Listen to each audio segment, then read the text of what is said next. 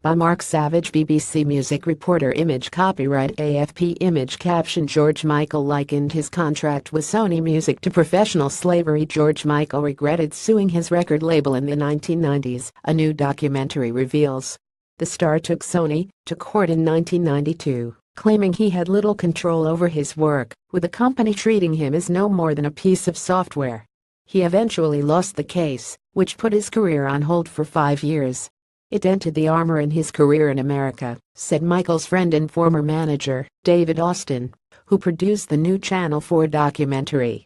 "He was a guy who was firing on all 4 cylinders, and it blew that candle out in the US without a doubt," he says in the film. "And when we were talking about the court case and how we were going to handle it, and I didn't realize this at all, but he turned around to me and said how he regretted it."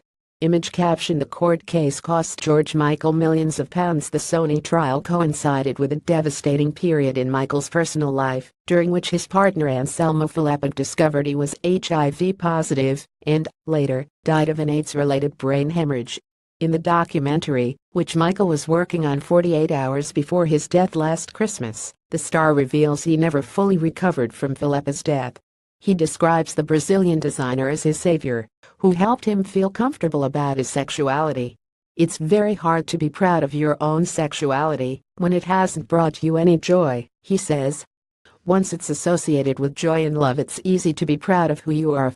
But only a few months into their relationship, Filippo developed a flu that wouldn't go away.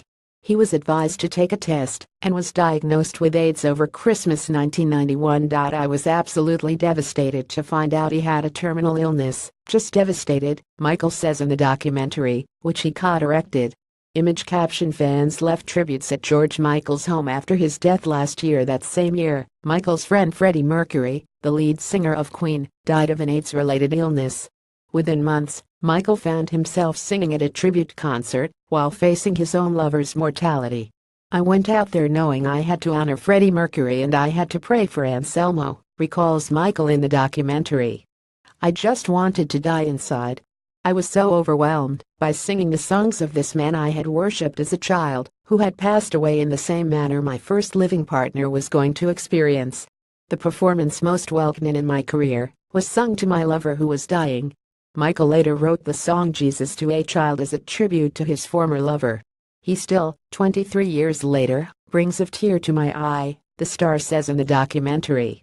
"He was my savior." George Michael Freedom will air on Channel 4 on Monday, 16 October. Follow us on Facebook, on Twitter @BookNuisance, or on Instagram @BookNuisance. If you have a story suggestion, email entertainment.news@bbc.co.uk.